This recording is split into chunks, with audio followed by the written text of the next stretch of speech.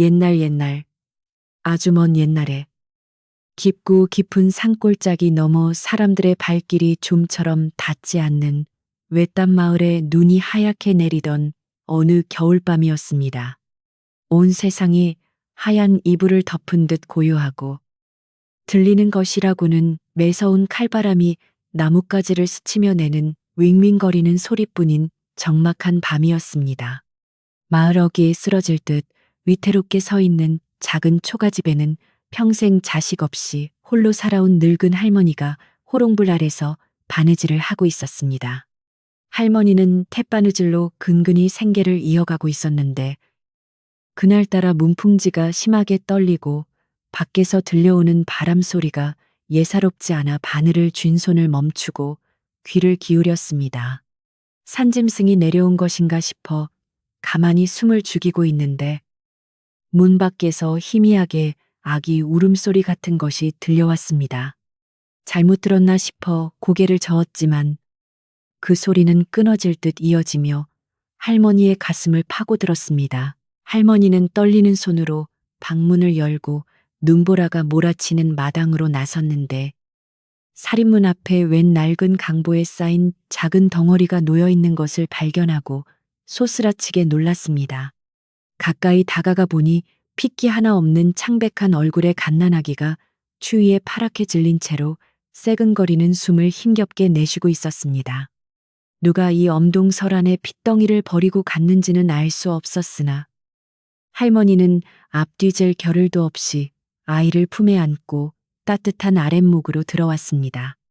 아이는 이미 온몸이 얼음장처럼 차가웠고 숨소리조차 너무나 미약하여 금방이라도 숨이 넘어갈 것만 같았습니다. 할머니는 자신의 저고리를 벗어 아이를 감싸고 언손을 비비며 아이의 몸을 녹이려 애썼고 부엌으로 달려가 급하게 미음을 끓여 아이의 입에 조금씩 흘려 넣었습니다. 밤새도록 아이의 곁을 지키며 제발 살아만 달라고 산신령님께 빌고 또 빌었습니다. 다음 날 아침이 밝자 마을 사람들이 하나둘 할머니 집으로 모여들었고 간밤에 일어난 기이한 일을 전해 듣고는 혀를 차며 안타까워했습니다. 마을의 나이 지긋한 노인들은 아이의 얼굴을 들여다보고는 고개를 가로저으며 이 아이는 타고난 명이 너무 짧아 오래 살지 못할 상이라며 수군거렸습니다. 갓 태어난 아이에게서 삶의 기운보다는 죽음의 그림자가 더 짙게 드리워져 있다는 것이 마을 사람들의 공통된 생각이었습니다. 그러나 할머니는 사람들의 말에 아랑곳하지 않고 아이를 제 자식처럼 거두기로 마음먹었고 바위처럼 단단하고 물처럼 맑게 살라는 뜻으로 아이의 이름을 수돌이라고 지었습니다. 비록 가난한 살림이었지만 할머니는 자신이 먹을 것을 줄여가며 수돌이에게 따뜻한 밥을 먹이고 추운 겨울에는 소미불을 겹겹이 덮어주며 지극정성으로 키웠습니다. 할머니의 정성 덕분인지 아니면 꺼져가던 생명의 불씨가 기적처럼 되살아난 것인지 수돌이는 간신히 고비를 넘기고 목숨을 부지할 수 있었습니다. 하지만 수돌이는 자라면서도 유독 잔병치레가 많고 몸이 허약하여 마을 아이들과 어울려 뛰어놀지 못하고 늘 할머니 곁을 맴돌아야 했습니다. 조금만 찬바람을 쐬어도 기침을 쿨럭거리고 열이 펄펄 끓어올라 할머니의 애간장을 태우기 일쑤였는데 그럴 때마다 할머니는 산에 올라가 약초를 캐어 다려 먹이며 밤을 지새웠습니다. 마을 사람들은 수돌이가 10살을 넘기지 못하고 죽을 것이라며 뒤에서 수군거렸지만 수돌이는 비록 몸은 약해도 마음만은 누구보다 따뜻하고 깊은 아이로 자라났습니다. 마당에 기어 다니는 개미 한 마리도 함부로 밟지 않고 처마 밑에 집을 짓는 제비들에게 쌀알을 나누어 줄 정도로 심성이 고운 아이였습니다. 수돌이는 자신을 거두어 준 할머니를 친어머니 이상으로 따랐으며 힘이 닿는 대로 집안일을 거들고 할머니의 어깨를 주물러 드리는 효성 지극한 소년이었습니다. 어느덧 세월이 흘러 수돌이가 12살이 되던 해 겨울 유난히 눈이 많이 내리고 추위가 기승을 부리는 날들이 계속되었습니다.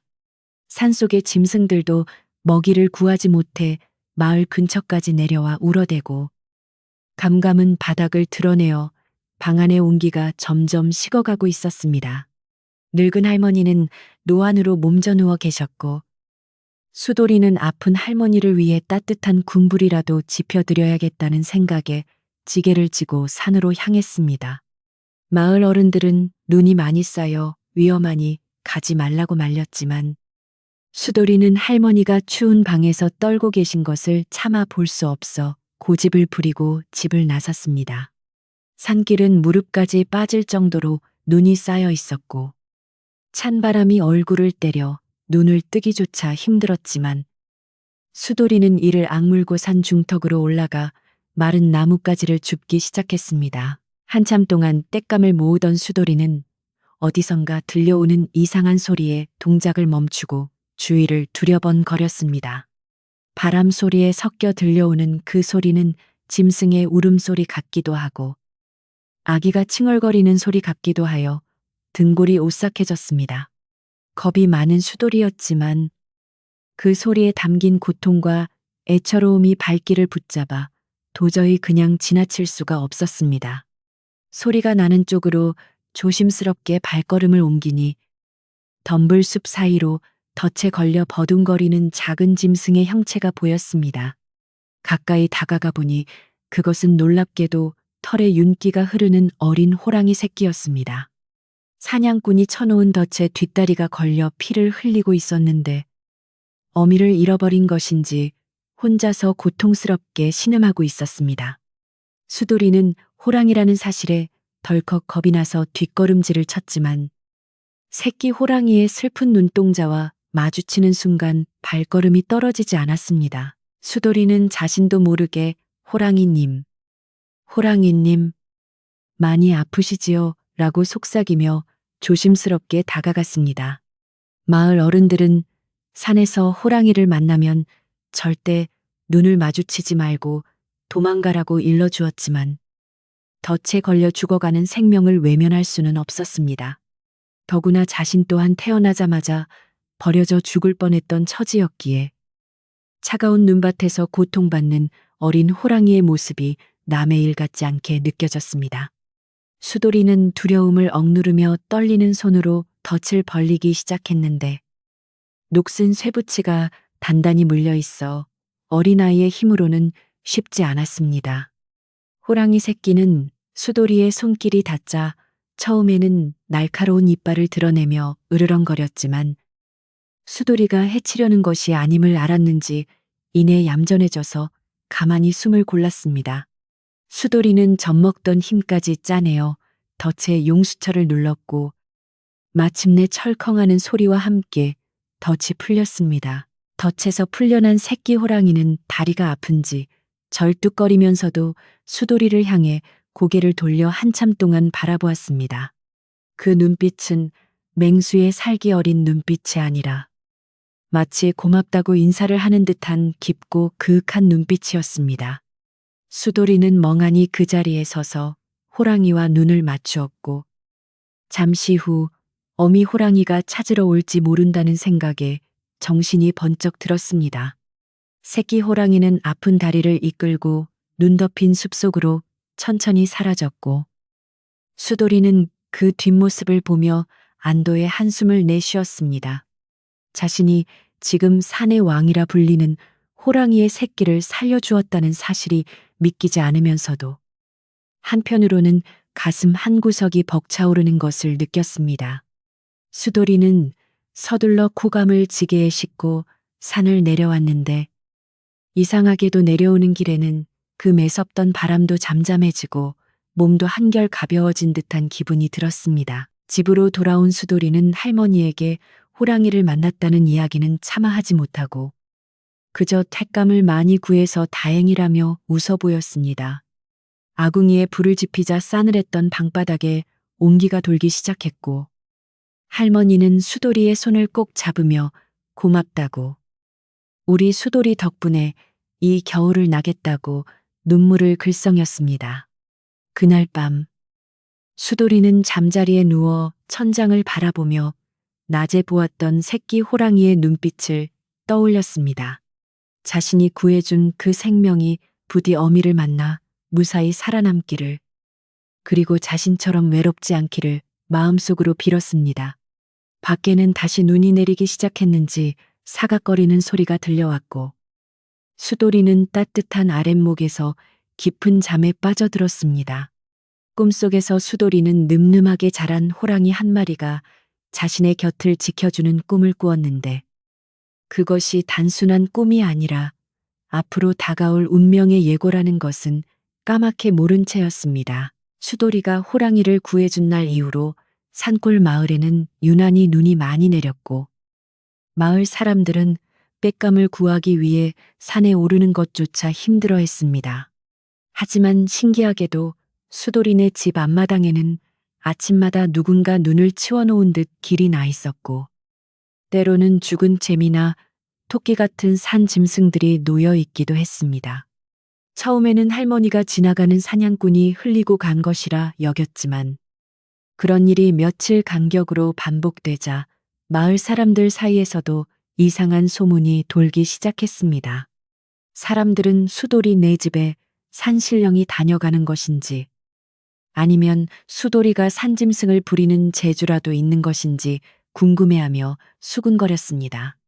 정작 수돌이는 짐작하는 바가 있었지만, 혹시라도 사람들이 알게 되면 산에 있는 호랑이에게 해가 될까봐 입을 굳게 다물었습니다. 그 무렵 옆마을에서 큰 장사를 한다는 객주가 이 산골 마을로 이사를 오게 되었습니다. 그는 돈이 많고 욕심이 많은 사람으로 마을의 좋은 땅과 집들을 사들이며 세력을 넓히고 있었습니다. 객주는 마을 어귀에 있는 할머니의 초가집터가 명당이라는 풍수쟁이의 말을 듣고는 그 땅을 차지하고 싶어 안달이 났습니다. 그는 할머니를 찾아가 헐값에 집을 팔라고 회유하기도 하고, 때로는 으름장을 놓기도 했지만, 할머니는 평생 살아온 터전을 떠날 수 없다며 단호하게 거절했습니다. 이에 앙심을 품은 객주는 수돌이에 대한 좋지 않은 소문을 퍼뜨리기 시작했습니다.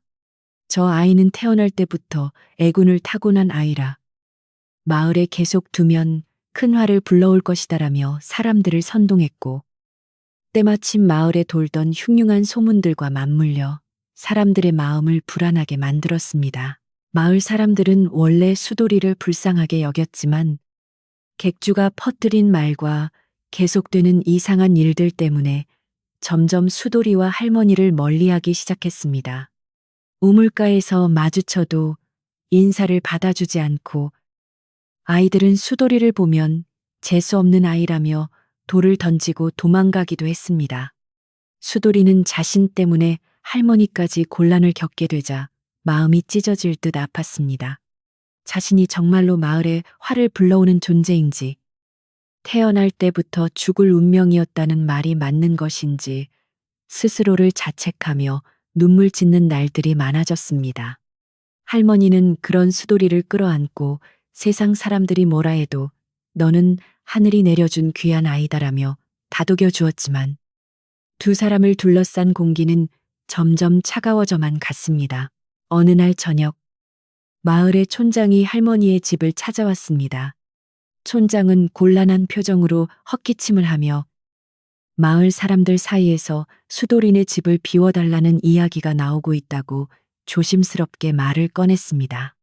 객주가 마을 회의를 열어 할머니와 수돌이를 내보내지 않으면 마을에 큰 재앙이 닥칠 것이라고 사람들을 겁주었기 때문이었습니다.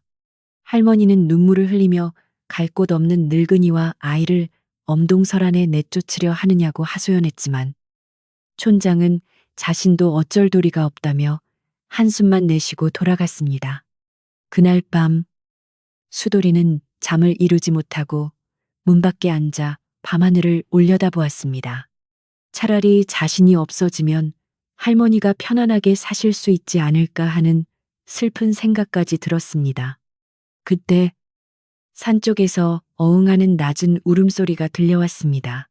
마치 수돌이를 위로하려는 듯, 혹은 다가올 위기를 경고하려는 듯 그 소리는 깊고 묵직하게 밤 공기를 갈랐습니다. 수도리는 그 소리가 며칠 전 자신이 살려준 새끼 호랑이와 관련이 있을 것이라 직감했습니다. 하지만 지금 당장 쫓겨날 위기에 처한 상황에서 호랑이의 존재는 오히려 사람들의 두려움을 키울 뿐이라는 생각에 가슴이 답답했습니다. 마을의 분위기는 흉흉해지고 객주의 횡포는 날이 갈수록 심해져만 갔습니다. 객주는 자신의 하인들을 시켜 밤마다 할머니네 집 담장을 걷어차거나 돌을 던져 공포 분위기를 조성했고, 할머니는 뜬 눈으로 밤을 지새우며 불안에 떨었습니다. 수도리는 자신이 좀 더 힘이 세고 어른이었다면 할머니를 지킬 수 있었을 텐데 하며 자신의 무력함을 한탄했습니다. 그러나 이 모든 시련 속에서도 수도리의 마음속 깊은 곳에는 산에서 만난 그 생명과의 교감이 작은 희망의 불씨처럼 남아 있었습니다. 겨울바람은 더욱 매서워지고 마을 사람들의 차가운 시선은 눈보라보다 더 아프게 수도리의 가슴을 때렸습니다. 며칠 뒤면 정월 대보름이었는데 객주는 대보름날 마을의 안녕을 비는 굿을 한다는 핑계로 그날까지 집을 비우라고 최후 통첩을 보냈습니다. 만약 그때까지 나가지 않으면 마을 장정들을 동원하여 강제로 짐을 드러내고 집을 허물어 버리겠다고 협박했습니다. 갈 곳 없는 두 사람은 절망에 빠졌고 할머니는 식음을 전폐하고 자리에 누워버리셨습니다. 수도리는 아픈 할머니를 위해 쌀을 구하러 마을로 내려갔지만 어느 집에서도 문을 열어주지 않았습니다. 세상 천지에 의지할 곳 하나 없는 고아와 노인의 처지는 바람 앞에 등불처럼 위태로웠습니다. 그러던 어느 날 해가 질 무렵 낯선 스님 한 분이 마을을 지나다가 할머니의 집 앞에 멈춰 섰습니다. 스님은 다 해진 승복을 입고 있었지만 눈빛만은 형형하게 빛나고 있었습니다. 스님은 마당에 서 있는 수도리를 한참 동안 뚫어지게 쳐다보더니 대문도 두드리지 않고 불쑥 마당으로 들어와 물 한 바가지를 청했습니다. 수도리는 서둘러 부엌에서 시원한 물을 떠다 드렸고 스님은 물을 단숨에 들이켜고는 수도리의 머리를 쓰다듬으며 알 수 없는 말을 중얼거렸습니다. 농참. 명줄이 짧은 줄 알았더니 귀한 인연으로 명을 이었구나. 짐승이 사람을 알아보고 사람이 짐승을 살렸으니 곧 은혜를 갚으러 올 것이다. 수도리는 스님의 말이 무슨 뜻인지 몰라 눈만 깜빡였고 스님은 고라니 뒤돌아 나가려다 말고 다시 멈춰서서 한마디를 덧붙였습니다. 곧 마을에 큰일이 닥칠 터인데 네가 살린 그 인연을 믿고 두려워하지 말거라. 때가 되면 산의 주인이 너를 도우러 올 것이다. 스님은 그 말을 남기고 바람처럼 사라졌습니다. 수도리는 스님이 남긴 말이 호랑이를 두고 하는 말임을 어렴풋이 짐작했지만 산의 주인이 도우러 온다는 말이 과연 무엇을 의미하는지는 알 수 없었습니다. 하지만 스님의 말은 절망에 빠져 있던 수도리에게 작은 위안이 되었고 마음 한구석에 믿는 구석이 생긴 듯 든든해졌습니다. 스님이 다녀간 뒤로 수도리는 밤마다 산 쪽을 바라보며 호랑이가 무사하기만을 그리고 혹시라도 자신을 잊지 않았기를 바랐습니다. 객주가 정한 기한은 하루하루 다가오고 마을의 분위기는 폭풍 전야처럼 긴장감이 감돌았습니다. 사람들은 수도리네 집 근처에는 얼씬도 하지 않았고 밤이 되면 귀신이라도 나올 것처럼 무서워했습니다. 객주는 마을 사람들을 모아놓고 술과 고기를 베풀며 자신의 편을 만들기에 바빴고 수도리와 할머니를 마을의 공공의 적으로 몰아세웠습니다. 저 늙은이와 아이가 있는 한 우리 마을은 되는 일이 없을 것입니다. 이번 기회에 싹을 잘라내야 합니다. 객주의 목소리는 탐욕으로 번들거렸고 술에 취한 사람들은 덩달아 목소리를 높이며 동조했습니다.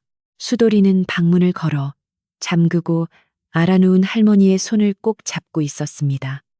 밖에서 들려오는 고함과 욕설이 무서웠지만 할머니를 지켜야 한다는 생각에 이를 악물고 버텼습니다.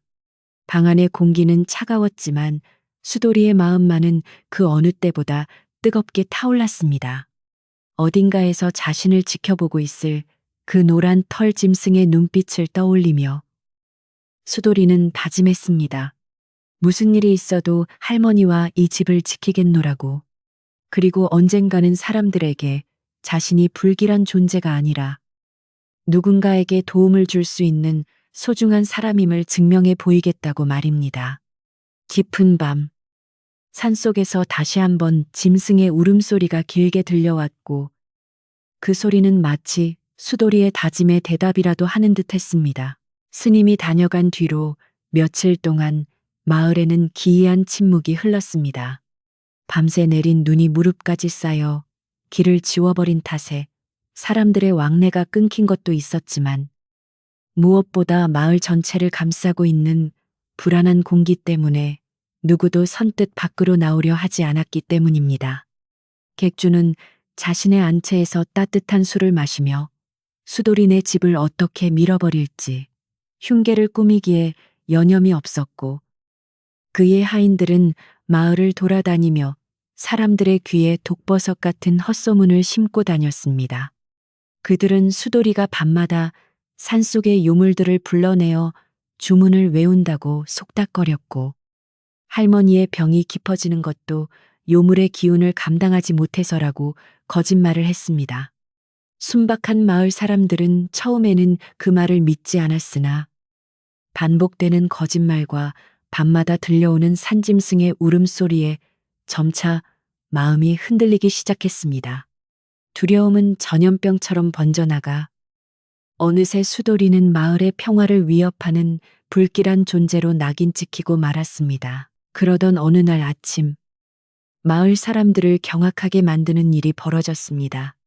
수돌이네 집 살인문 앞에 털도 뽑지 않은 큼지막한 멧돼지 한 마리가 죽은 채 놓여 있었던 것입니다. 멧돼지의 목에는 날카로운 짐승의 이빨 자국이 선명하게 남아 있었는데 누가 보아도 사람의 솜씨가 아닌 맹수의 사냥감이 분명했습니다. 수돌이는 아침에 문을 열고 나오다가 거대한 짐승의 사체를 보고 깜짝 놀라 뒤로 넘어질 뻔했습니다. 이것이 자신이 구해준 호랑이가 보낸 선물이라는 것을 직감했지만 한편으로는 이것이 마을 사람들에게 또 다른 오해를 불러일으킬까봐 가슴이 철렁 내려앉았습니다. 아니나 다를까. 소식을 듣고 달려온 객주는 쾌재를 부르며 사람들을 선동하기 시작했습니다. 보시오, 내 말이 맞지 않소. 저 아이가 산신령을 빙자하여 흉악한 짐승들을 부리고 있소. 마을 한가운데 피냄새를 풍기는 짐승을 끌어들이다니. 이는 우리 마을에 피바람을 불러올 징조요. 객주의 목소리는 서리빨처럼 차가웠고 사람들은 공포에 질려 웅성거렸습니다. 객주는 이 기회를 놓치지 않고 더욱 강하게 마을 사람들을 몰아붙였습니다. 그는 무당을 불러 구판을 벌여야 한다며 소란을 피우고 멧돼지의 사체를 가리키며 이것은 저주받은 재물이라고 소리쳤습니다. 사람들은 객주의 기세에 눌려 아무 말도 못하고 그저 수돌이네 집을 원망스러운 눈빛으로 바라보았습니다. 수돌이는 억울해서 눈물이 핑 돌았지만 병든 할머니가 놀라실까봐 큰 소리도 내지 못하고 입술만 깨물었습니다. 호랑이가 은혜를 갚으려고 가져다 준 선물이 오히려 자신의 목을 조르는 올가미가 되어버린 상황이 너무나 야속했습니다. 수돌이는 끙끙거리며 무거운 멧돼지를 끌어다 뒷산 언덕 너머로 치우려 했지만 어린아이의 힘으로는 역부족이었습니다. 결국 객주의 하인들이 들이닥쳐 멧돼지를 가져가 버렸고 그들은 그것을 자신들의 술안주로 삼으면서도 입으로는 계속해서 수돌이를 욕하고 저주했습니다. 그날 이후로 할머니의 집에 대한 핍박은 더욱 노골적으로 변했습니다.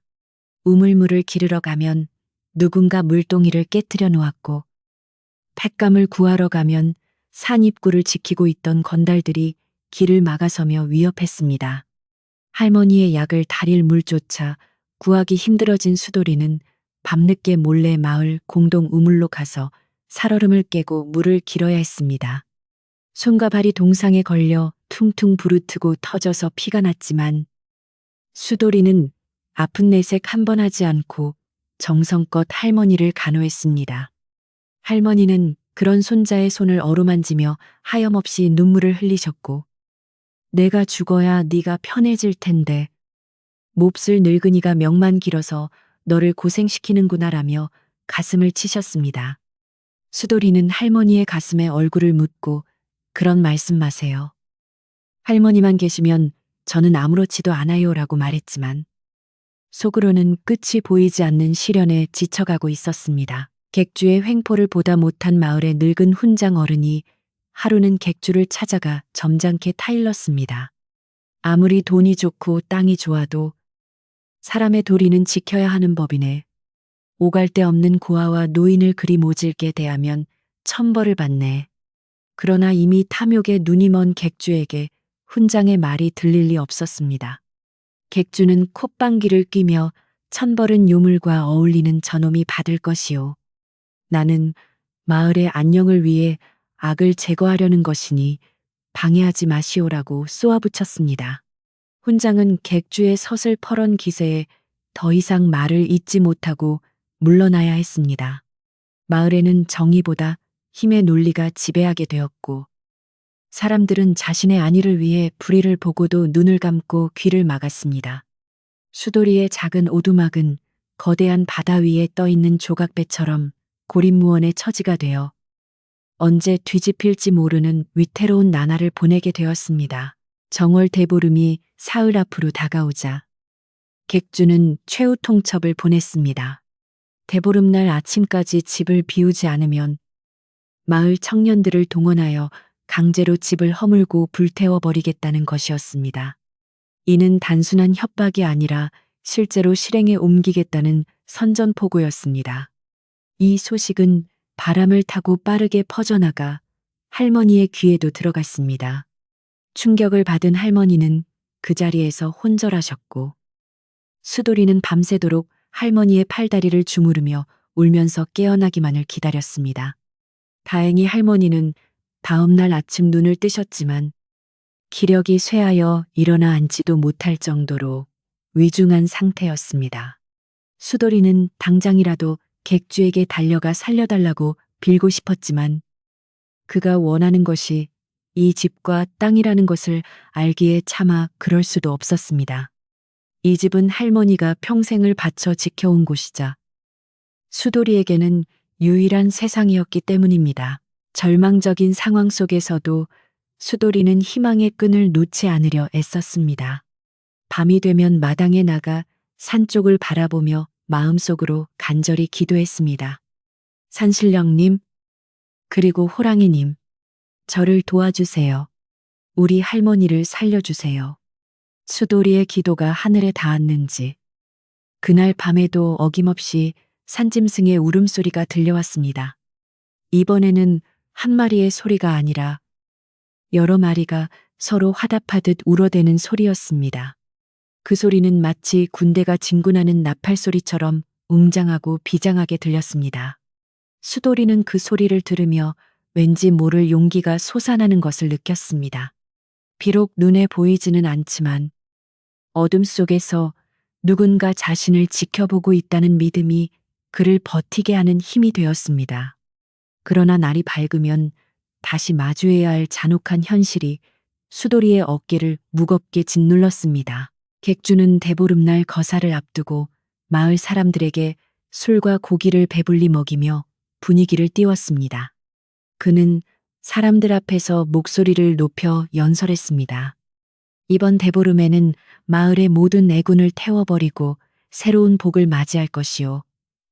저 흉물스러운 오두막을 없애고 그 자리에 마을 회관을 짓겠소. 그러면 우리 마을은 더욱 번창할 것이요.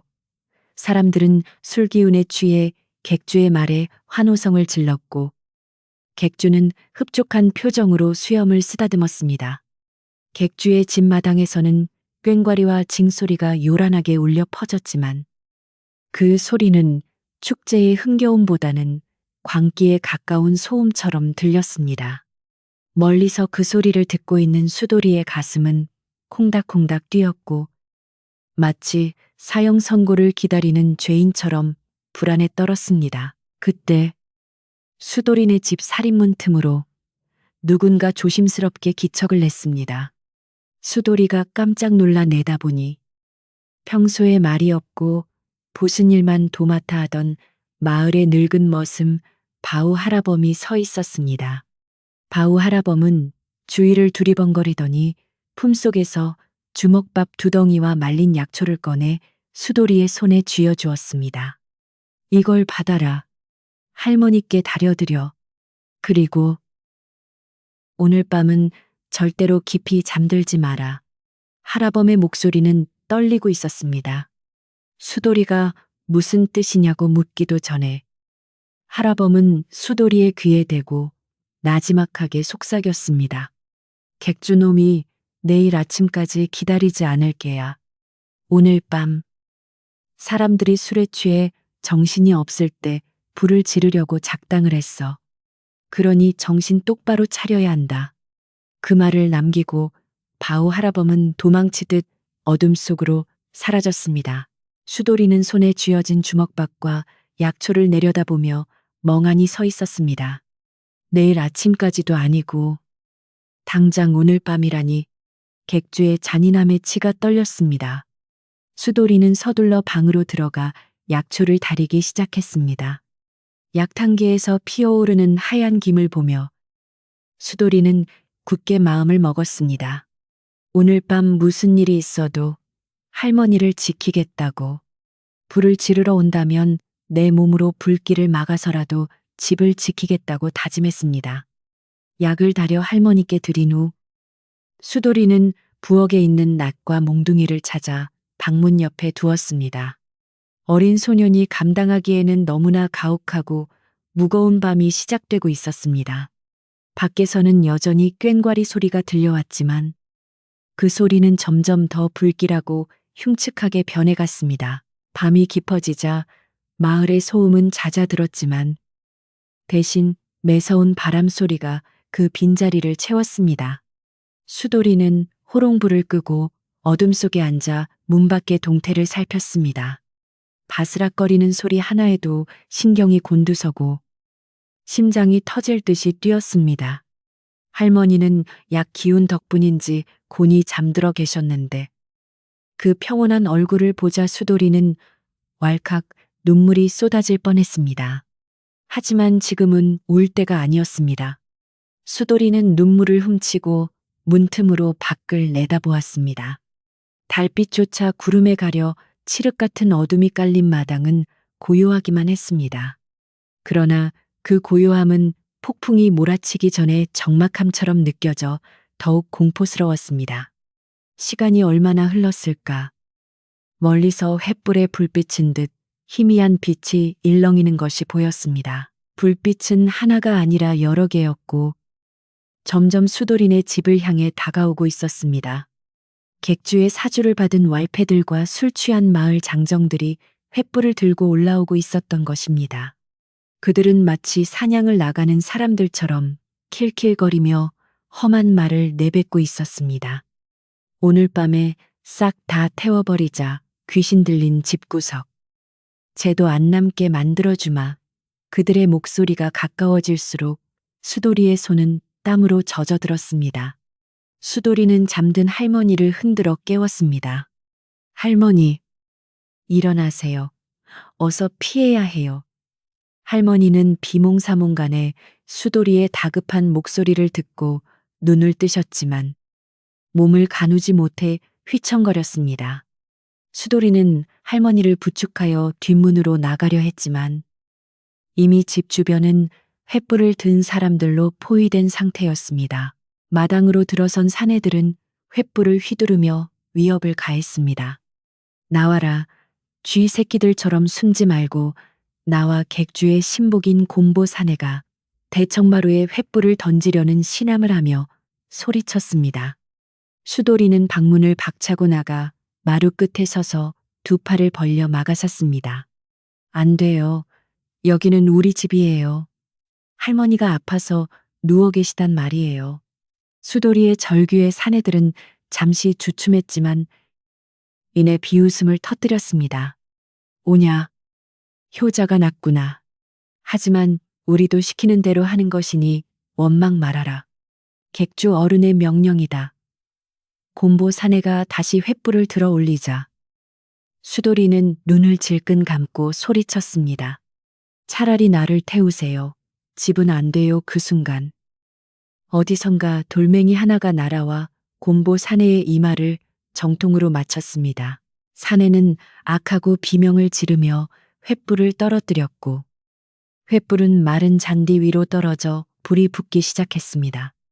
수도리가 급히 달려들어 발로 불을 껐지만 사내들은 더욱 흥분하여 달려들 기세였습니다. 돌을 던진 사람은 담장 뒤에 숨어있던 동네 꼬마들이었습니다. 평소 수도리를 놀리던 아이들이었지만 어른들의 잔인한 행동을 보다 못해 돌을 던진 것이었습니다. 저놈들을 잡아라. 사내들 중 몇 명이 담장 쪽으로 달려갔고 마당은 순식간에 아수라장이 되었습니다. 수도리는 낫을 들고 곰보 사내 앞을 막아섰지만 덩치 큰 어른을 상대하기에는 역부족이었습니다. 곰보 사내는 가소롭다는 듯 수도리의 멱살을 잡아 번쩍 들어 올렸습니다. 이 조그만 녀석이 겁도 없이 수도리의 발이 허공에서 버둥거렸습니다. 바로 그때였습니다.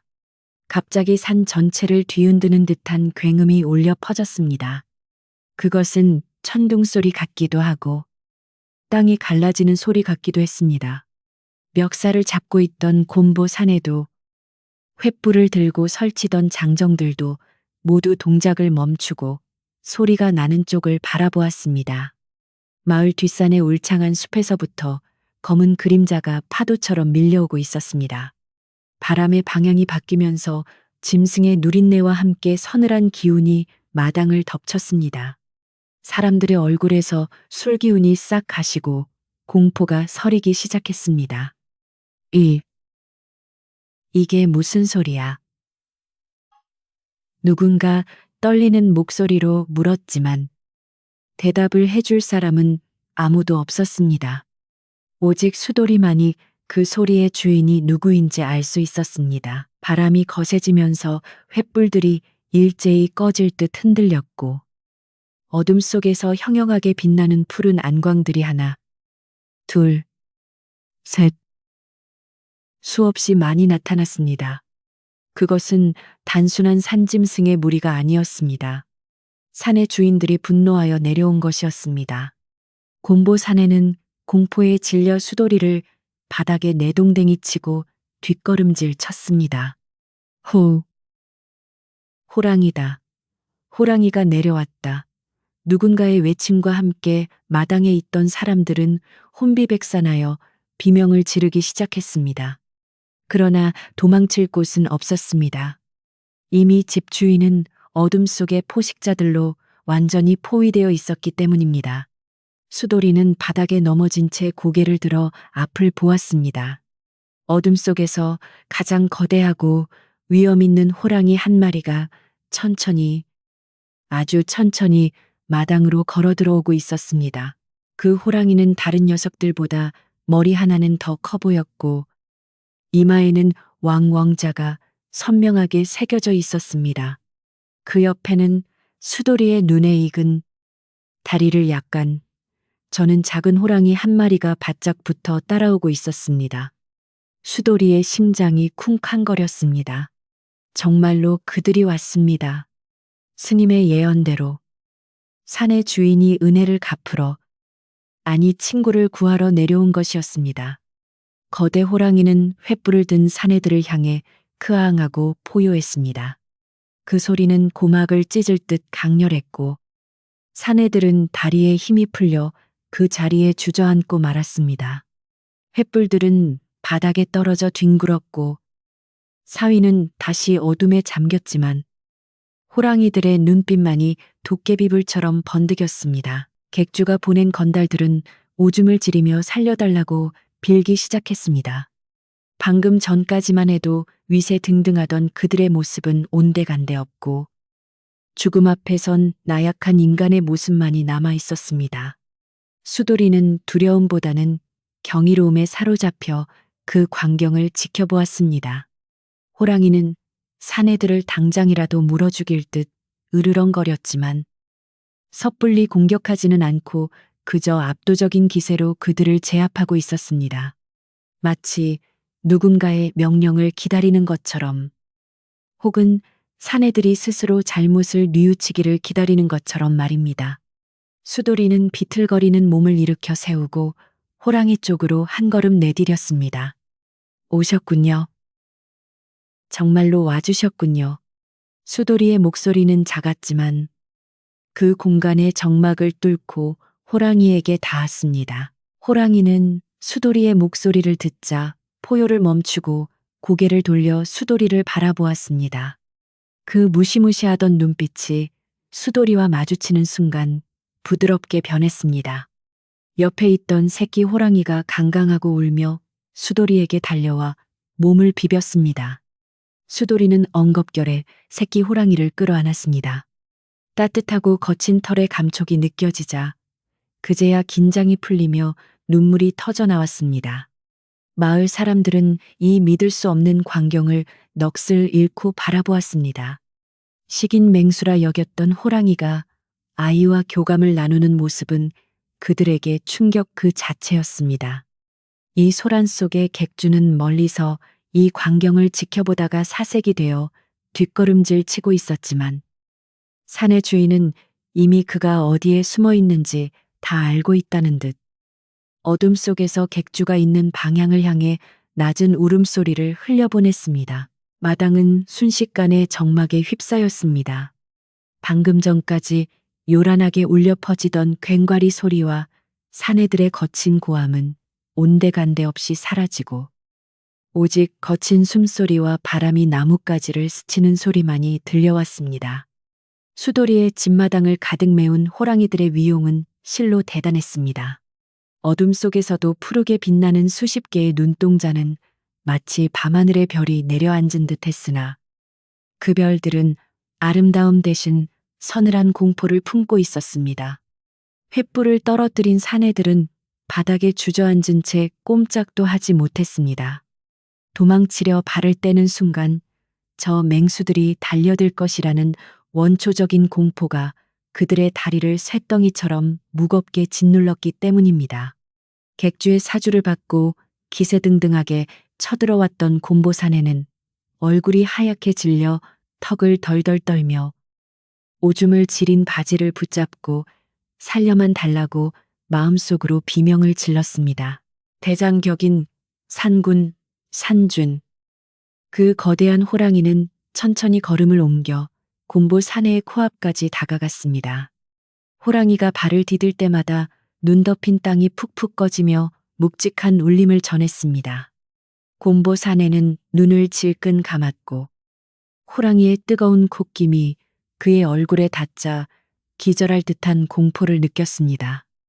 호랑이는 곰보 사내의 냄새를 맡는 듯 킁킁 거렸는데 그 소리가 마치 죄인의 죄질을 따지는 재판관의 신문처럼 들렸습니다.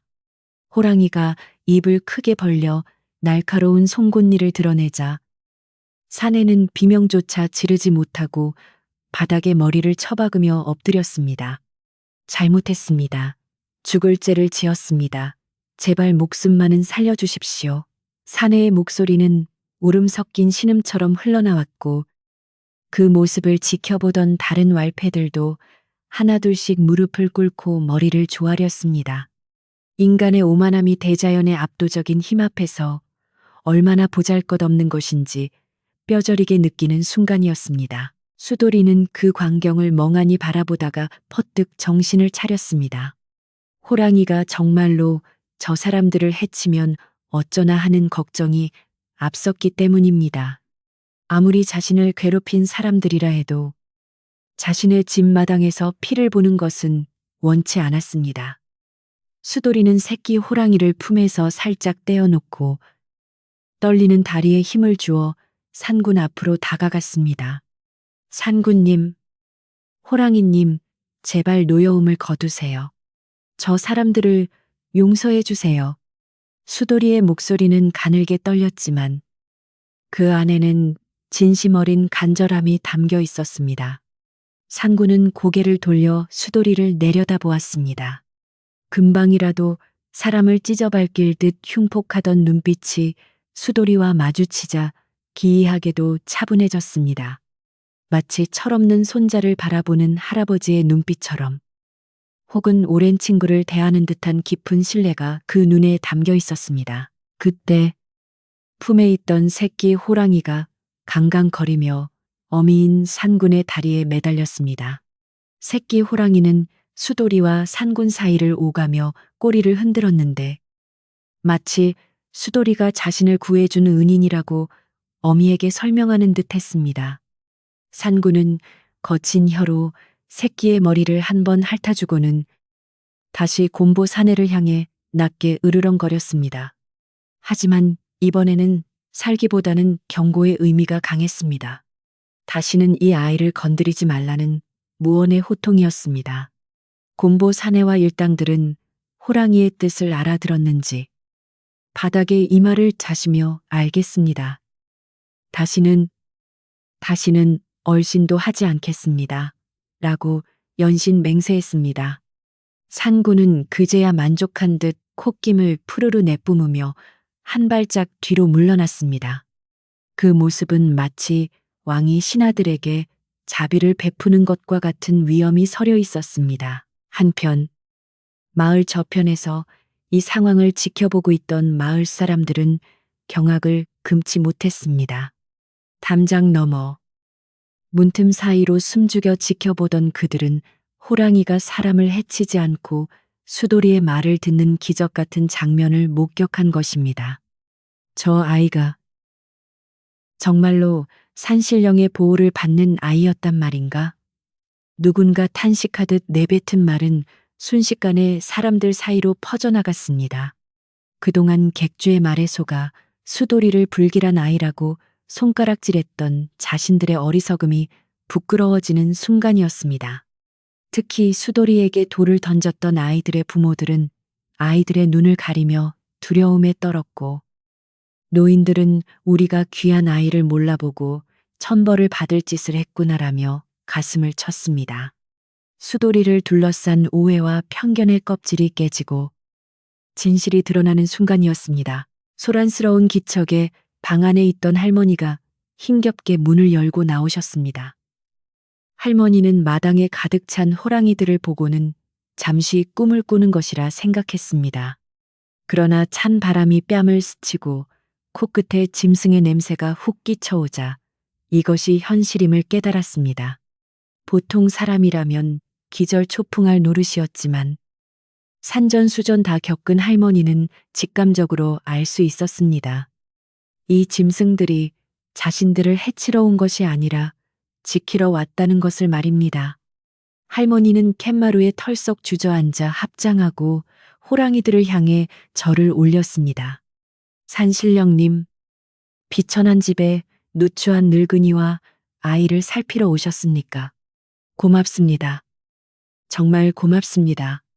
할머니의 목소리는 물기 어린 바람처럼 마당에 울려 퍼졌고, 산군은 할머니를 향해 고개를 숙여 예를 표했습니다.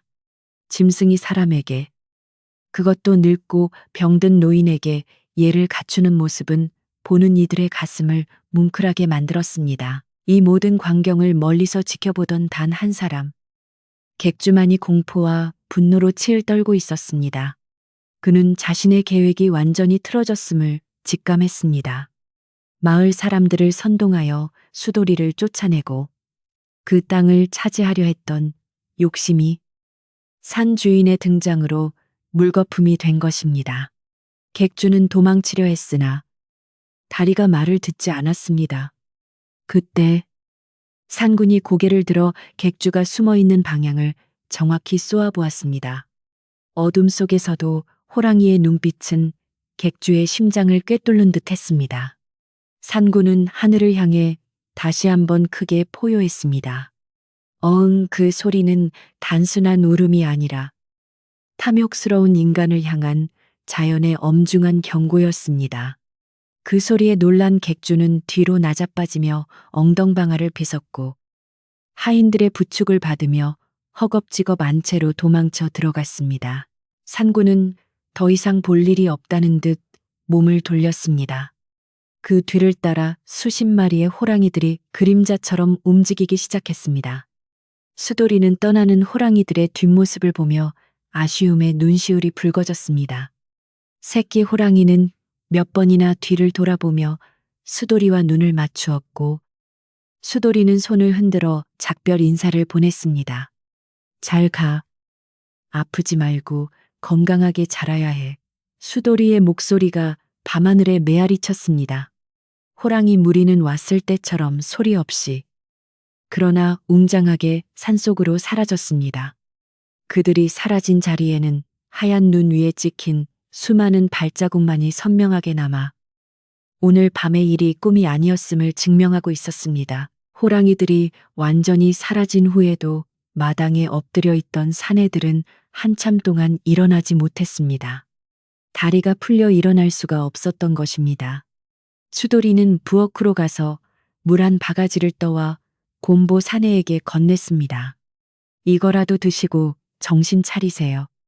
그리고 어서 돌아가세요. 곰보 사내는 수도리가 건넨 물바가지를 받아들고 손을 덜덜 떨며 물을 마셨습니다. 평소 같으면 욕지거리를 퍼부었을 그였지만 지금은 수도리의 얼굴을 똑바로 쳐다보지도 못했습니다. 그는 아무 말 없이 물을 마신 뒤 쫓기듯 대문을 나섰습니다. 다른 사내들도 비틀거리며 그 뒤를 따랐습니다. 횃불은 꺼지고 어둠이 다시 찾아왔지만 수도리네 집은 그 어느 때보다 밝은 기운으로 감싸여 있는 듯 했습니다. 날이 밝아오자 밤새 숨죽여 있던 마을 사람들이 하나둘 밖으로 나왔습니다. 그들은 수도리네 집 쪽을 힐끔거리며 모여들어 웅성거렸습니다. 간밤에 그 소리 들었나? 산이 무너지는 줄 알았어.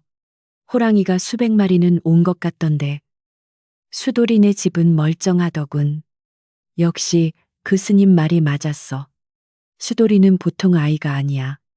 사람들의 태도는 하룻밤 사이에 완전히 바뀌어 있었습니다. 멸시와 조롱의 대상이었던 수도리는 이제 경애와 신비의 대상이 되었습니다. 사람들은 수도리네 집 앞에 찍힌 거대한 호랑이 발자국을 구경하며 연신 감탄사를 내뱉었습니다. 어떤 노인들은 그 발자국에 절을 하며 소원을 빌기도 했습니다. 객주는 그날 아침 일찍부터 문을 걸어 잠그고 밖으로 나오지 않았습니다. 마을 사람들 사이에서는 객주가 밤새 헛것을 보고 알아누웠다는 소문이 돌았습니다. 객주의 하인들도 주인의 눈치를 보느라 숨을 죽였고 더 이상 마을을 돌아다니며 수도리를 험담하는 일 따위는 하지 못했습니다. 오히려 어젯밤 호랑이에게 혼쭐이 난 왈패들이 객주가 시켜서 억지로 한 짓이다. 우리는 죄가 없다며 떠들고 다녀. 객주의 평판은 땅에 떨어졌습니다. 마을 사람들은 그동안 객주의 돈과 힘에 눌려하지 못했던 말들을 쏟아내기 시작했습니다. 원래 그 땅은 할머니가 평생 지켜온 터인데 객주가 욕심을 부려 사단이 난 게야. 돈이 많으면 뭐하나. 신보가 고약하면 하늘이 벌을 내리는 법이지. 여론은 급격하게 수도리와 할머니 쪽으로 기울었습니다. 수도리는 아침 일찍 일어나 마당을 쓸었습니다.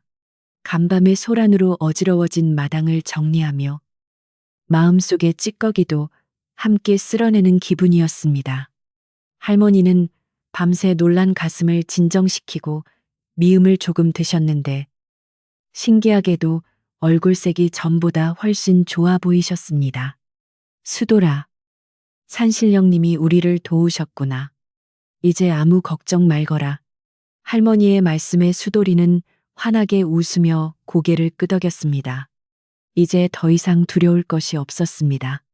든든한 산의 주인이 자신을 지켜주고 있다는 사실을 알게 되었으니까요. 수도리는 대문 밖을 내다보았습니다. 멀리서 마을 아이들이 쭈뼛거리며 서 있는 것이 보였습니다. 평소 같으면 돌을 던지거나 놀렸을 아이들이었지만 오늘은 누구 하나 선뜻 다가오지 못하고 서로 눈치만 보고 있었습니다.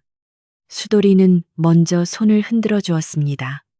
그러자 아이들 중 한 명이 용기를 내어 다가왔습니다. 수돌아, 너 진짜 호랑이랑 친구야. 아이의 눈은 호기심으로 반짝였습니다. 수돌이는 쑥스러운 듯 머리를 긁적이며 응, 친구야. 아주 착한 친구야. 라고 대답했습니다. 그러자 다른 아이들도 우르르 몰려와 질문을 쏟아냈습니다. 얼마나 컸어? 무섭지 않았어? 나도 보여주면 안 돼. 아이들의 순수한 호기심은 수돌이를 둘러싼 벽을 허물어뜨렸습니다. 수돌이는 아이들에게 지난밤의 이야기를 무용담처럼 들려주었고, 아이들은 수돌이의 이야기에 귀를 기울이며 연신 감탄했습니다. 어른들의 탐욕과 편견으로 얼룩졌던 수돌이의 세상에 다시 맑은 햇살이 비치기 시작했습니다. 하지만 아직 모든 것이 해결된 것은 아니었습니다. 객주는 여전히 마을에 남아 있었고 그의 욕심이 완전히 사라졌는지는 알 수 없었기 때문입니다. 그날 오후 촌장이 마을 어른들을 대동하고 할머니의 집을 찾아왔습니다. 촌장은 부끄러움에 고개를 들지 못하고 헛기침만 해댔습니다. 어르신, 저희가 눈이 멀어 귀한 분을 몰라봤습니다. 부디 노여움을 푸시고 용서해 주십시오. 촌장은 할머니 앞에 무릎을 꿇고 사죄했습니다. 다른 마을 어른들도 촌장을 따라 고개를 숙였습니다. 할머니는 인자한 미소로 그들을 맞이했습니다. 사람이 살다 보면 눈에 콩깍지가 씌울 때도 있는 법이지요. 다 지나간 일이니 마음에 두지 마십시오. 할머니의 너그러운 용서에 촌장과 마을 사람들은 감동하여 눈물을 흘렸습니다. 그들은 십시일반으로 거둔 쌀과 고기를 마루에 올려놓으며 앞으로는 마을 차원에서 할머니와 수돌이를 보살피겠다고 약속했습니다. 하지만 진정한 해결을 위해서는 맺힌 매듭을 풀어야 했습니다. 촌장은 조심스럽게 입을 열었습니다. 객주놈이 아직 정신을 못 차리고 방구석에 틀어박혀 있다고 합니다. 이대로 두면 또 무슨 흉계를 꾸밀지 모르니 이번 기회에 단판을 지어야 하지 않겠습니까? 촌장의 말에 수돌이는 고개를 끄덕였습니다. 호랑이가 무서워 잠시 숨어 있는 것일 뿐, 객주가 스스로 잘못을 깨닫고 물러나지 않는다면 언제든 다시 위기가 찾아올 수 있다는 것을 수돌이도 알고 있었습니다. 수돌이는 촌장님과 함께 객주를 찾아가기로 마음먹었습니다. 폭력이나 협박이 아닌 진심과 하늘의 뜻으로 그를 부끄럽게 만들어야겠다고 생각했습니다. 호랑이가 남기고 간 위험이 아직 마을에 서려 있을 때 잘못된 것을 바로잡아야 했습니다. 수돌이가 촌장과 함께 집을 나서자 마을 사람들이 하나둘 뒤를 따랐습니다. 이번에는 몽둥이나 횃불이 아닌 굳건한 마음을 가지고 객주의 집으로 향하는 발걸음이었습니다. 객주의 기와집 대문은 굳게 닫혀 있었지만 그 안에서 느껴지는 기운은 예전처럼 위압적이지 않았습니다. 오히려 두려움과 불안에 떨고 있는 쥐새끼 한 마리가 웅크리고 있는 듯한 초라한 기운만이 감돌 뿐이었습니다. 수돌이는 대문 앞에 서서 크게 숨을 들이마셨습니다. 이제 마지막 매듭을 풀 시간입니다. 산군이 도와준 덕분에 얻은 이 기회를 놓치지 않고 마을의 평화를 완전히 되찾아오리라 다짐하며 수돌이는 굳게 닫힌 대문을 두드렸습니다. 계십니까? 수돌이가 왔습니다. 맑고 당당한 소년의 목소리가 닫힌 문을 넘어 안채 깊숙이 파고들었습니다. 굳게 닫힌 대문은 마치 객주의 닫힌 마음처럼 차갑고 단단해 보였지만 수돌이의 목소리에 담긴 기운은 그보다 훨씬 강하고 깊었습니다. 수돌이가 두 번째로 주인을 불렀을 때 안채에서 인기척이 느껴지더니 잠시 후 무거운 빗장 풀리는 소리가 들려왔습니다. 끼익 하는 거친 소리와 함께 육중한 대문이 천천히 열리자 그 틈으로 패쑥해진 얼굴의 객주가 모습을 드러냈습니다. 며칠 전까지만 해도 기름기가 흐르던 얼굴은 하룻밤 사이에 10년은 늙은 듯 초췌해져 있었고 눈 밑은 개안이 검게 죽어 있었습니다. 그는 대문 앞에 서 있는 수돌이와 그 뒤를 가득 메운 마을 사람들을 보고는 흠칫 놀라 뒷걸음질을 쳤습니다. 평소 같으면 호통을 치며 내쫓았을 그였지만 간밤에 겪은 공포가 아직 뼈에 사무쳐 있어 감히 큰 소리를 내지 못하고 입술만 달달 떨었습니다. 촌장이 앞으로 나서며 점잖지만 엄한 목소리로 꾸짖었습니다. 객주 어른, 밤새 안녕하셨소. 하늘이 무섭지도 않으시오. 죄 없는 아이와 노인을 쫓아내려다 산신령님의 노여움을 샀으니 이제 어찌할 셈이오. 객주는 촌장의 말에 반박하려 입을 열었지만 목구멍에서 쇳소리 같은 신음만 새어나올 뿐 말이 되지 않았습니다. 그는 곁눈질로 수돌이를 쳐다보았는데 수돌이의 맑은 눈동자가 자신을 똑바로 응시하자 마치 호랑이의 눈을 다시 마주한 듯 등골이 오싹해졌습니다. 수돌이는 한 걸음 더 다가가 정중하게 그러나 단호하게 말했습니다. 어르신, 저는 이 집을 떠나지 않을 것입니다. 할머니가 평생을 사신 곳이고 저에게는 목숨보다 소중한 곳입니다. 산의 주인께서도 제가 이곳에 머무는 것을 허락하셨습니다. 그러니 이제 그만 욕심을 거두어 주십시오. 객주는 수돌이의 말에 힘없이 고개를 떨구었습니다. 어젯밤 자신의 방문 앞까지 와서 으르렁거리던 그 거대한 숨소리와 그림자를 기억하고 있었기 때문입니다. 만약 자신이 계속 고집을 피운다면 다음번에는 단순히 경고로 끝나지 않을 것임을 본능적으로 느꼈습니다. 더구나 자신의 돈과 힘을 믿고 따르던 마을 사람들조차 이제는 모두 수돌이의 편에 서서 자신을 차가운 눈빛으로 내려다보고 있었습니다. 객주는 자신이 이 마을에서 완전히 고립되었다는 사실을 깨달았습니다. 돈으로 땅은 살 수 있어도 사람의 마음과 하늘의 뜻은 살 수 없다는 평범한 진리를 너무 늦게 알게 된 것입니다. 그는 깊은 한숨을 내쉬며 떨리는 목소리로 말했습니다. 내가 졌다. 내 눈이 어두워 큰 죄를 지었구나. 내 오늘부로 이 마을을 떠날 터이니 부디 지난 일은 덮어다오. 객주의 항복 선언에 마을 사람들은 와하고 환호성을 질렀습니다. 팽팽하던 긴장의 끈이 끊어지고 안도의 한숨이 여기저기서 터져 나왔습니다. 객주는 그 길로 하인들을 시켜 짐을 싸기 시작했습니다. 그는 마치 쫓기는 사람처럼 서둘러 감나가는 물건들만 챙겨 수레에 실었고 마을에 들어올 때의 위풍당당하던 모습은 온데간데 없이 사라졌습니다. 마을 사람들은 객주가 짐을 싸는 동안 누구 하나 도와주지 않고 팔짱을 낀 채 그 모습을 지켜보았습니다. 그것은 무언의 시위이자 마을을 어지럽힌 자에 대한 준엄한 심판이었습니다. 수돌이는 객주가 떠나는 모습을 보며 통쾌함보다는 안타까움을 느꼈습니다.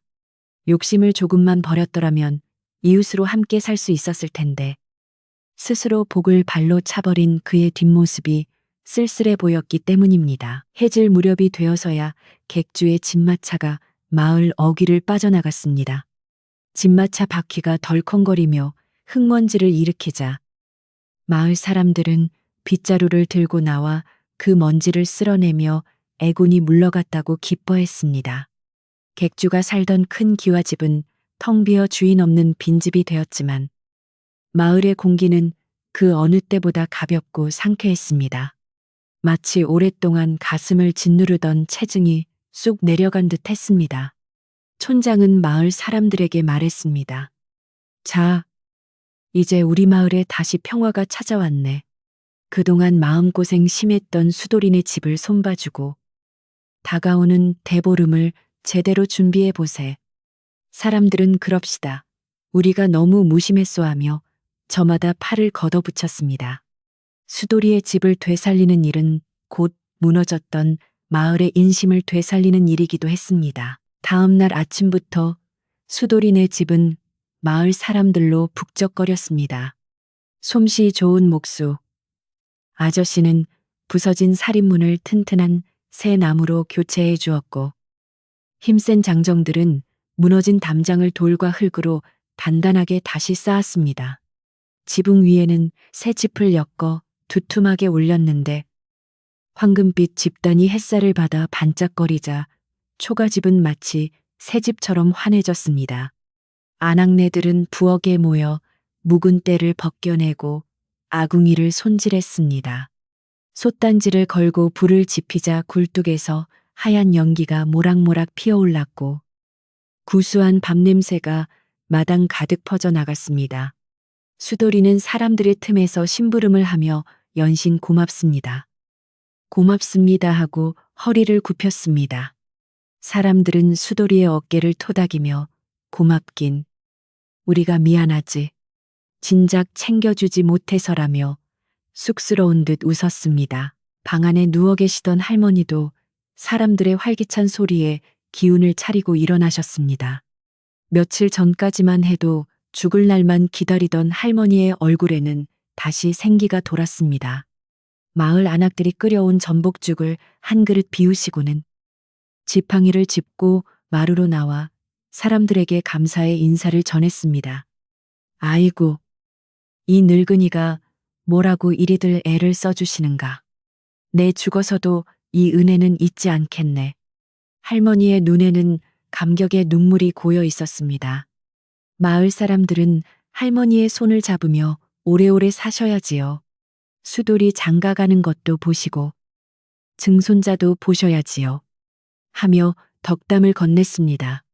수돌이네 집 마당은 더 이상 공포의 현장이 아니라 따뜻한 정이 넘쳐 흐르는 잔칫집 마당으로 변해 있었습니다. 집수리가 얼추 끝나자 마을 사람들은 곧바로 정월 대보름 준비에 들어갔습니다.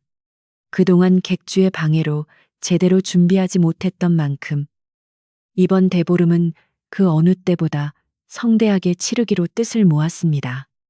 마을 청년들은 산에 올라가 생솔가지를 베어오고 아이들은 밭두렁을 돌아다니며 마른 콩대를 모았습니다.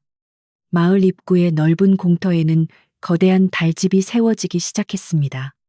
대나무를 기둥으로 세우고 솔가지와 집단을 겹겹이 쌓아 올린 달집은 그 높이가 집채만 하여 보는 사람들을 압도했습니다. 수돌이도 아이들과 함께 고사리 손으로 나뭇가지를 나르며 달집 만드는 것을 도왔습니다. 달집의 틈새에는 마을 사람들이 각자의 소원을 적은 종이들을 끼워 넣었습니다. 가족 건강, 풍년 농사, 자식 출세 같은 소박한 소원들이 달집을 장식했습니다. 수돌이도 정성껏 글씨를 써서 가장 높은 곳에 꽂았습니다. 할머니 만수무강, 그리고 호랑이 친구의 안녕. 대보름날 아침이 밝았습니다. 마을은 아침부터 오곡밥 짓는 냄새와 나물 볶는 고소한 냄새로 진동했습니다. 사람들은 집집마다 돌아다니며 귀발기술을 한 잔씩 나누어 마시고 내 더위 사가라 하며 서로의 더위를 팔기도 했습니다. 예전에는 수돌이네 집을 피하던 사람들이었지만 이날만큼은 제일 먼저 수돌이네 집을 찾아와 오곡밥과 나물을 나누어 주었습니다. 수돌이와 할머니의 밥상에는 찰밥, 시래기나물, 고사리나물, 도라지나물 등 9가지 나물이 풍성하게 차려졌습니다.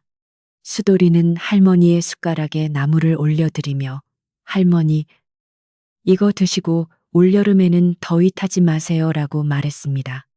할머니는 오냐, 오냐, 너도 많이 먹고 튼튼해져라 하시며 수돌이의 밥그릇에 고기를 얹어주셨습니다. 두 사람의 밥상머리에는 웃음꽃이 활짝 피었습니다. 해질 무렵 둥근 보름달이 동쪽 산등성이 위로 붉게 떠오르기 시작했습니다. 마을 사람들은 풍물패를 앞세우고 달집이 있는 공터로 모여들었습니다. 꽹과리, 징, 장구, 북소리가 어우러져 흥겨운 가락을 만들어냈고 사람들은 그 장단에 맞춰 어깨춤을 추었습니다. 수돌이도 할머니의 손을 잡고 공터로 나갔습니다. 달이 점점 높이 솟아올라온 세상을 대낮처럼 환하게 비추자 촌장이 엄숙한 표정으로 횃불을 들고 달집 앞으로 나갔습니다. 올 한 해 우리 마을의 모든 애구는 저 불길에 태워버리고 밝은 달빛처럼 환한 복만 가득하기를 비나이다. 촌장의 축원과 함께 횃불이 달집에 던져졌습니다. 마른 솔가지와 집단에 불이 붙자 타닥타닥 하는 소리와 함께 거대한 불길이 하늘로 치솟았습니다. 대나무가 터지며 내는 펑, 펑 소리는 마치 폭죽처럼 밤하늘을 수놓았습니다. 붉은 불기둥이 춤을 추듯 일렁이며 주위를 환하게 밝혔고 사람들은 불타는 달집을 돌며 강강술래를 불렀습니다. 강강술래. 강강술래 노랫소리는 불길을 타고 하늘 높이 올라갔습니다. 수돌이는 불타오르는 달집을 바라보며 마음속에 남아있던 마지막 불안감까지 모두 태워버렸습니다. 객주가 주었던 상처, 마을 사람들의 냉대, 죽음의 공포, 이 모든 것들이 저 맹렬한 불길 속에서 재가 되어 사라지는 것 같았습니다. 불꽃은 뜨거웠지만 그 열기는 수돌이의 가슴을 따뜻하게 데워주었습니다. 마을 사람들의 얼굴도 불빛을 받아 붉게 빛나고 있었고 그들의 표정에는 근심 걱정 없는 평온함만이 가득했습니다. 한참 동안 불놀이가 이어진 뒤 불길이 조금 잦아들자 사람들은 삼삼오오 모여 앉아 덕담을 나누었습니다. 촌장은 수돌이를 불러 사람들 가운데 세웠습니다. 여러분, 이번에 우리 마을이 큰 화를 면한 것은 모두 이 수돌이 덕분입니다. 산신령님이 보살피는 이 아이가 우리 마을의 복덩이입니다. 촌장의 말에 사람들은 박수를 치며 수돌이의 이름을 연호했습니다. 수돌아, 고맙다. 수돌이 만세. 수돌이는 얼굴이 홍당무처럼 빨개져서 어쩔 줄 몰라 했지만 그 칭찬이 싫지 않았습니다. 태어나서 처음으로 받아보는 마을 사람들의 인정과 사랑이었습니다. 버려진 아이, 재수 없는 아이라는 꼬리표가 떨어져 나가고 당당한 마을의 일원으로 다시 태어나는 순간이었습니다. 밤이 깊어가고 달은 머리 꼭대기에서 은쟁반처럼 빛나고 있었습니다. 수돌이는 시끌벅적한 잔치마당을 잠시 벗어나 뒤편 언덕으로 올라갔습니다. 그곳에서는 마을의 전경과 멀리 호랑이들이 사는 산이 한눈에 들어왔습니다. 수돌이는 산 쪽을 향해 조용히 마음의 소리를 보냈습니다. 호랑이 친구야, 보고 있니?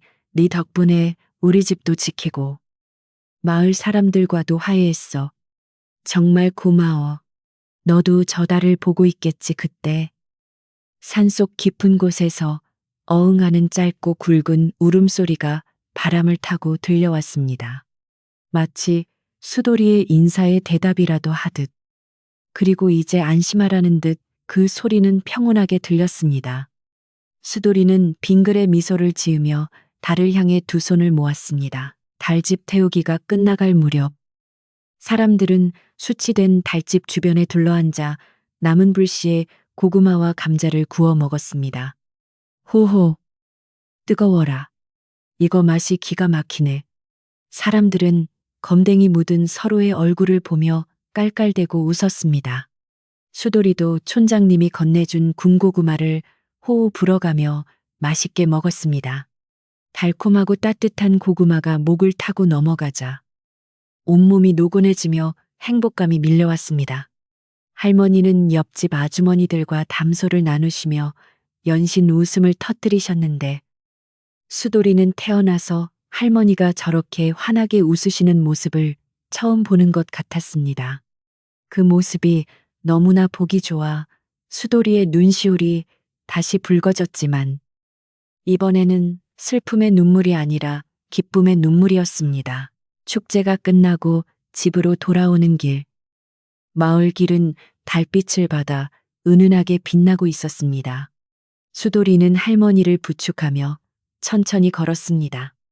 할머니, 오늘 좋으셨어요. 수돌이가 묻자 할머니는 고개를 끄덕이셨습니다. 그럼 평생 오늘처럼 좋은 날은 처음이다.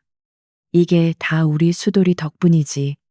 할머니의 따뜻한 손이 수돌이의 손을 꼭 잡았습니다. 수돌이는 그 거친 손의 감촉을 느끼며 다짐했습니다. 앞으로도 이렇게 평화롭고 행복한 날들을 지켜나가겠노라고. 집 앞마당에 도착하니 며칠 전 호랑이들이 머물다 간 자리는 깨끗이 치워져 있었지만 수돌이의 마음속에는 그날의 기억이 훈장처럼 남아 있었습니다.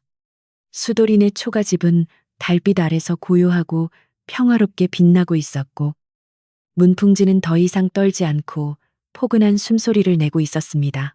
방으로 들어온 수돌이는 할머니의 이부자리를 봐드리고 자신도 그 옆에 누웠습니다. 밖에서는 가끔 개 짖는 소리가 들려올 뿐 세상은 깊은 잠에 빠져들고 있었습니다. 며칠 동안 수돌이를 괴롭히던 악몽은 이제 더 이상 찾아오지 않을 것입니다. 수돌이는 천장을 바라보며 내일 할 일들을 떠올렸습니다. 날이 밝으면 목수 아저씨를 도와 닭장을 고치고 오후에는 아이들과 연을 날리기로 했습니다. 평범하지만 소중한 일상들이 수돌이를 기다리고 있었습니다. 수돌이는 스르르 감기는 눈꺼풀을 느끼며 꿈속에서 다시 호랑이 친구를 만나기를 기대했습니다. 깊은 밤, 마을을 감싸고 도는 바람마저도 수돌이의 편안한 잠을 방해하지 않으려는 듯 살금살금 지나갔습니다. 세월은 흐르는 물과 같아서 어느덧 매섭던 겨울바람이 꼬리를 감추고 산골 마을에도 따뜻한 봄 기운이 스며들기 시작했습니다. 얼어붙었던 계곡물은 졸졸졸 경쾌한 소리를 내며 흐르고 양지바른 언덕에는 노란 복수초와 할미꽃이 수줍게 고개를 내밀었습니다. 겨우내 움츠러들었던 마을 사람들의 어깨도 활짝 펴졌고 논밭을 가는 농부들의 힘찬 고함 소리가 산울림처럼 퍼져나갔습니다. 객주가 떠나고 평화를 되찾은 마을은 예전보다 훨씬 생기가 넘쳤고 사람들의 표정에는 여유와 웃음이 가득했습니다. 수돌이네 집 앞마당에 심어놓은 살구나무에도 분홍빛 꽃망울이 터지기 시작하여 바람이 불 때마다 꽃비가 되어 마당을 아름답게 수놓았습니다. 수돌이는 아침마다 마당을 쓸며 지난 겨울의 시련이 마치 먼 옛날의 꿈처럼 아득하게 느껴졌습니다. 이제 수돌이는 마을에서 더 이상 재수없는 아이나 단명할 아이로 불리지 않았습니다. 대신 사람들은 그를 산신령이 점지한 아이 혹은 호랑이 동자라고 부르며 귀하게 여겼습니다. 길을 가다가 마주치면 어른들이 먼저 수돌아 밥은 먹었느냐 하고 다정하게 말을 걸어왔고 밭일하던 아주머니들은 갓 쪄낸 옥수수나 감자를 손에 쥐어주기도 했습니다.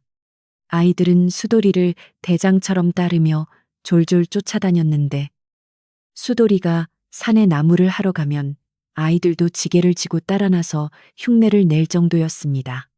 수돌이는 자신을 따르는 아이들에게 산에서 먹을 수 있는 열매와 버섯을 구별하는 법을 가르쳐 주었고 때로는 토끼 몰이를 하는 방법도 알려주었습니다. 외톨이로 지내던 수돌이의 주변은 이제 사람들로 북적였고 그의 마음속에 있던 외로움의 응어리도 봄눈 녹듯 완전히 사라졌습니다. 할머니의 건강 또한 기적처럼 좋아지셨습니다. 앙상하게 말랐던 얼굴에는 혈색이 돌았고 지팡이 없이는 걷지 못하시던 걸음걸이도 한결 가벼워지셨습니다. 마을 의원은 할머니의 회복을 두고 마음의 병이 나으니 몸의 병도 저절로 낫는 법이라며 허허 웃었지만 수돌이는 그것이 산군이 가져다 준 약초 덕분임을 알고 있었습니다. 할머니는 이제 방 안에만 계시지 않고 텃밭에 나가 상추와 고추를 심고 콩밭을 매며 소일거리를 하셨습니다. 흙을 만지는 할머니의 손길은 정성스러웠고 텃밭의 작물들은 할머니의 사랑을 먹고 무럭무럭 자라났습니다.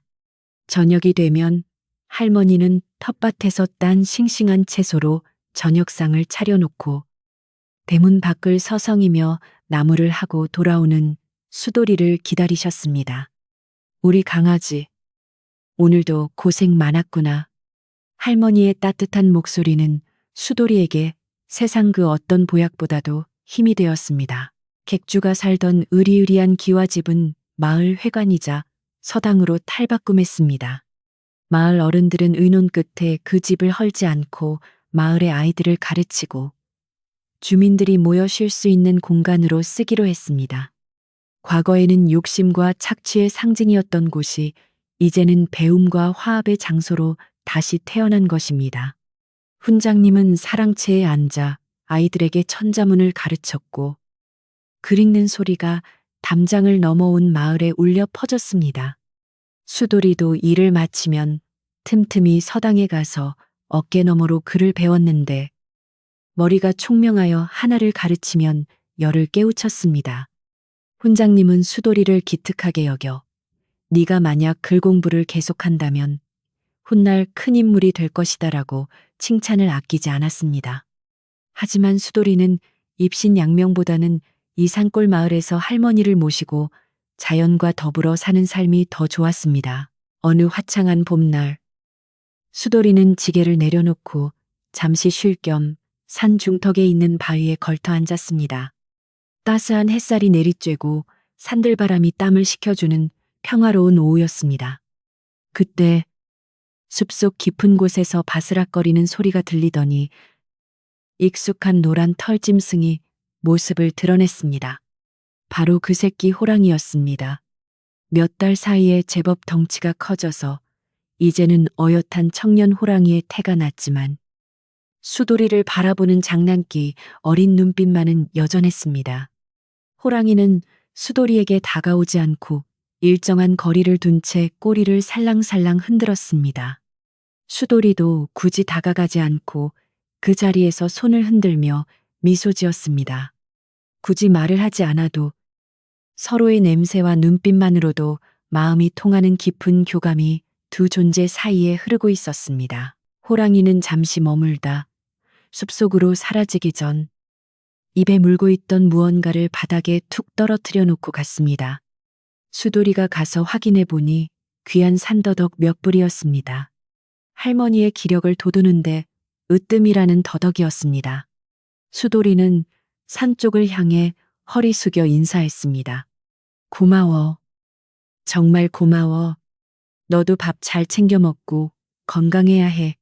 수돌이의 목소리는 바람을 타고 숲속으로 전해졌습니다.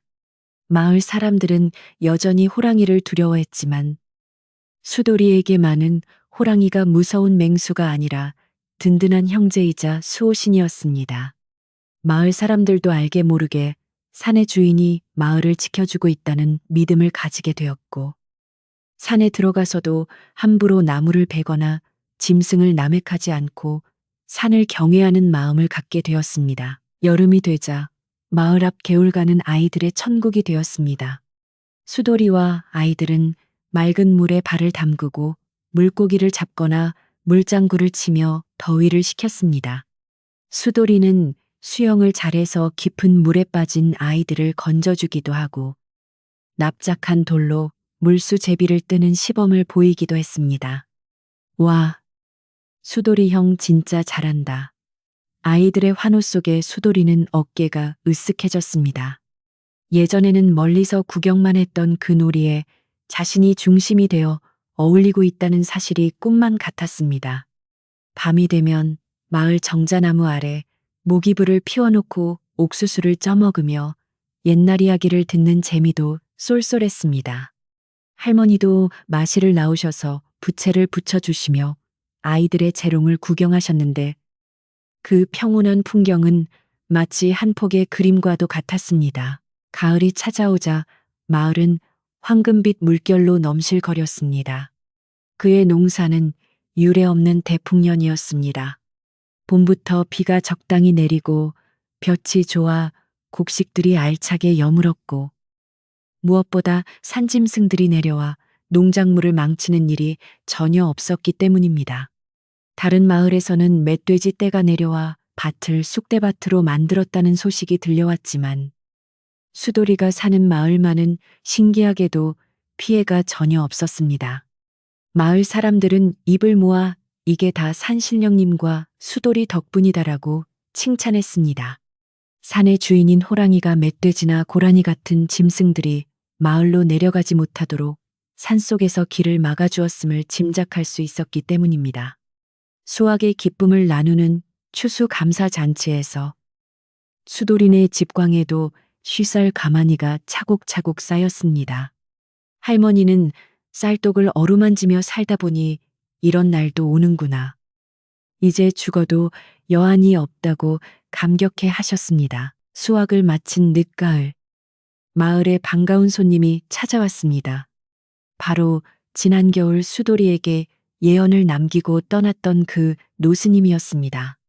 스님은 여전히 낡은 승복 차림이었지만 얼굴에는 온화한 미소가 가득했습니다. 수돌이와 할머니는 스님을 반갑게 맞이하여 안방으로 모시고 정성껏 식사를 대접했습니다. 스님은 윤기가 흐르는 뱃살밥과 나물 반찬을 맛있게 드시고는 수돌이의 얼굴을 뚫어지게 쳐다보며 고개를 끄덕였습니다. 허허, 얼굴에 귀티가 흐르는구나. 죽을 운명을 제 손으로 바꾸고 덕을 쌓아 마을까지 구했으니 이보다 더 큰 공덕이 어디 있겠느냐. 스님의 말씀에 수돌이는 얼굴을 붉히며 고개를 숙였습니다. 스님은 떠나면서 수돌이에게 염주 하나를 선물로 주셨습니다. 이것을 지니고 있으면 마음이 흔들릴 때 중심을 잡아줄 것이다. 부디 지금처럼 맑은 마음을 잃지 말고 살거라. 겨울이 다시 돌아왔습니다. 1년 전 춥고 배고프고 두려움에 떨었던 그 계절이었지만 이번 겨울은 전혀 다르게 다가왔습니다. 수돌이네 집구들장은 넉넉하게 장만해둔 백감 덕분에 언제나 따끈따끈했고 부엌에는 쌀과 고구마, 말린 나물들이 가득했습니다. 문풍지 사이로 황소바람이 들어오지 않도록 문도 단단히 보수했고 할머니와 수돌이 모두 두툼한 속옷을 입어 추위를 느낄 새가 없었습니다. 눈이 내리는 날이면 수돌이는 방 안에 배를 깔고 엎드려 훈장님께 빌려온 책을 읽거나 할머니와 함께 메주를 띄우며 도란도란 이야기를 나누었습니다. 밖에서 들리는 바람 소리는 더 이상 무서운 짐승의 울음소리가 아니라 겨울밤의 운치를 더해주는 자장가처럼 들렸습니다. 어느 눈 내리는 깊은 밤, 수돌이는 잠이 오지 않아 밖으로 나왔습니다. 온 세상이 하얗게 덮인 풍경은 고요하고 성스러웠습니다. 수돌이는 뒤뜰 장독대 위에 정화수 한 그릇과 쇠고기 한 덩이를 올려놓았습니다. 혹시라도 배가 고플지 모를 산속의 친구를 위한 작은 정성이었습니다. 다음 날 아침에 나가보면 고기는 온데간데 없고 빈 그릇만 남아있곤 했습니다. 수돌이는 그것을 볼 때마다 호랑이가 다녀갔음을 알고 안도했습니다. 인간과 짐승, 마을과 산이 서로를 해치지 않고 보살피는 이 기묘하고도 아름다운 공조는 추운 겨울 산골 마을을 그 어느 곳보다 따뜻한 온기로 채워주었습니다. 수돌이는 하늘을 올려다보며 자신을 버린 부모님을 원망하는 마음 대신 자신을 살려준 할머니와 친구가 되어준 호랑이에 대한 감사함으로 가슴을 채웠습니다. 정월 대보름이 다시 돌아왔을 때 마을 사람들은 작년보다 더 크고 웅장한 달집을 지었습니다. 수돌이는 이제 마을 청년회의 일원이 되어 달집 짓는 일을 진두지휘했습니다. 훌쩍 자란 키와 단단해진 근육, 그리고 자신감 넘치는 눈빛의 수돌이는 누가 봐도 듬직한 청년이었습니다. 촌장님은 수돌이를 사위 삼고 싶어하는 눈치를 비쳤고 마을 처녀들도 수돌이가 지나가면 얼굴을 붉히며 수군거렸습니다. 하지만 수돌이는 아직은 할머니 곁을 지키며 농사일을 배우고 산과 들을 벗삼아 지내는 것이 더 좋았습니다. 달집이 타오르는 밤, 수돌이는 불꽃 속에서 지난날의 자신과 마주했습니다. 나약하고 겁 많던 꼬마는 이제 불꽃처럼 뜨겁고 산처럼 굳건한 마음을 가진 어른으로 성장해 가고 있었습니다. 긴 겨울밤, 할머니와 수돌이는 저녁을 먹고 아랫목에 나란히 누웠습니다. 저녁 메뉴는 가마솥에 푹 삶은 호박죽과 시원한 동치미였습니다. 달달하고 뜨끈한 호박죽을 한 그릇 비우고 나니 온몸이 노곤하게 풀렸습니다. 할머니는 수돌이의 손을 꼭 잡고 옛날 이야기를 해주셨습니다. 옛날에 착한 아이가 복을 받아 잘 살았다는 이야기가 있지. 할머니의 목소리는 점점 작아지고 규칙적인 숨소리가 이어졌습니다. 수돌이도 할머니의 손을 잡은 채 스르르 눈을 감았습니다. 문 밖에서는 사락사락 눈 내리는 소리가 들려왔고 멀리 산에서는 산군이 마을의 평화를 지키며 묵직한 발걸음을 옮기고 있을 것이었습니다. 방 안 가득 퍼지는 메주 냄새와 따뜻한 온기 속에서 수돌이는 깊은 잠에 빠져들었습니다. 꿈속에서 수돌이는 늠름한 호랑이 등에 올라타 눈 덮인 산맥을 달리고 있었습니다. 차가운 바람이 볼을 스치지만 춥지 않고 상쾌하기만 한 자유롭고 평화로운 꿈이었습니다. 그가 꾼 꿈처럼, 그리고 그가 살아온 기적 같은 이야기처럼 이 산골 마을의 평화는 오래도록 깨지지 않고 계속될 것입니다. 착한 마음이 하늘을 감동시키고 진심이 짐승의 마음까지 움직인다는 전설 같은 이야기는 마을 사람들의 입을 통해 대대로 전해져 내려오게 되었습니다. 밤이 깊어갈수록 산골 마을의 불빛은 하나둘 꺼지고 세상은 포근한 어둠 속에서 편안한 휴식을 취했습니다. 자, 이제 이야기가 끝났습니다. 수돌이와 할머니가 따뜻한 방에서 걱정 없이 곤히 잠든 것처럼 이 이야기를 듣는 당신도 모든 근심과 걱정을 내려놓고 편안한 잠을 청할 시간입니다. 오늘 밤 당신의 꿈속에도 든든한 수호신이 찾아와 당신을 지켜줄지도 모릅니다. 따뜻한 이불 속에서 깊고 달콤한 잠에 빠져드시길 바랍니다. 안녕히 주무세요.